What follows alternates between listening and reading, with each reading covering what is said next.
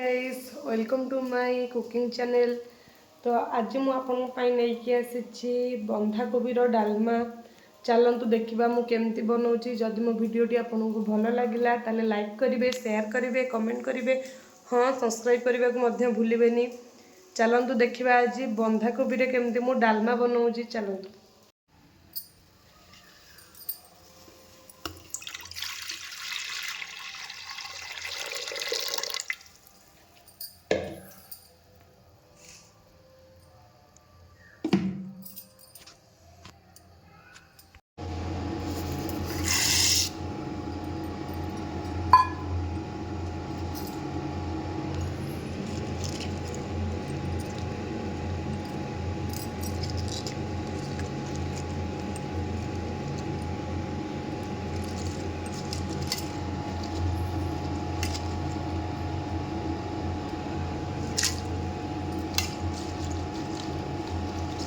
ये मुझे काटी रखा पर सब पकई देली आप देखिपे।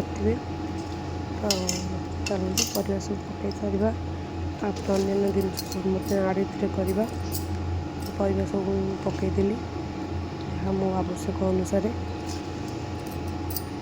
आम ये आड करदे लुण परिमाण अनुसार मुझे लुण पकई दूसरी।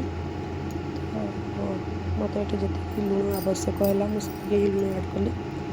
तापर पकईदे आम हलदी हलदी सेमती जी आवश्यक से हलदी पकईदे। तो मुझे हलदी पकईदेली ये आड करदेवी गोटे गोटिखिया टमाटो। तो काटिकी न गोटिखिया मुझे कौन पाई नहीं आगे देखिए जापर।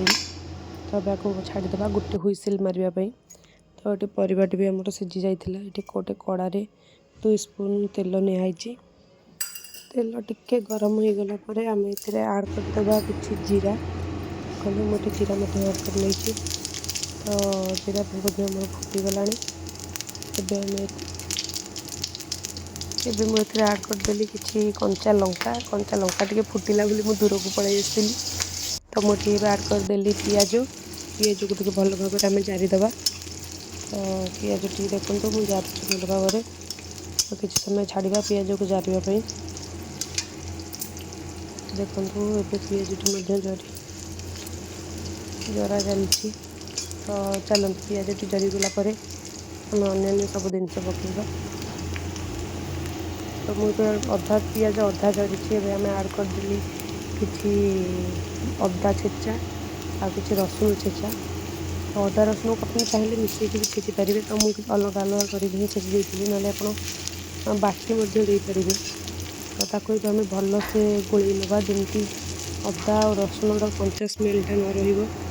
मुझे गोटिखिया टमाटोटी पकई से टमाटोटी आम ये पकईकी जारिया। कारण ये टमाटोटी सीझे ये आमको आ सीझा टाइम लगे। तो भल भाव में सागे सागे सीझी मानने होटी जरी जाइए आम टमाटर भी संगे संगे आमर सीझी जाइए। तो से संगे संगे आमर रेडी होगला। कंचा लंका पड़ा। तो देखो केते सुंदर देखा आम ये आड करदे सीझे रखा डालमा जो सीझे रखा सब परिवा जाई। तो चलते ये तुम कड़े आड करदे। देखो मुझे भल भाव में आड करके मिसई दूसरी। आमर बंधा कोबी डालमा देखा आप देखिए ही जापे। तो देखो कितने सुंदर लगुच। मुझे आड कर दूसरी कि डालमा पाउडर। तो 2 स्पून भाया डालमा पाउडर आप आड करदे। तो डालमा पाउडर पकेला भी आप देखिए डालमाटा देखिले ही जानी केमती लगुव खाଇବା। मुझे कंचा लंका बघारी थी। तो काले राग टिके हम न हम से लंका गुंड आड कर नहीं। तो मुझे भल भाव में गोल देखते फाइनाल लुक आप देखिए ही जापर। देखो मुझे भल भाव में देखिए नहीं कितनी सुंदर देखा परिवा संपूर्ण सीझी ना।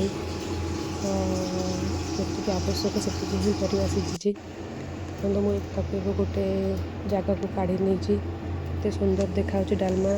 आप निहाती ट्राए करूँ घरे। तो ये कोबी सीजन को आउ टिके एंजॉय करूँ। रोचे जय जगन्नाथ।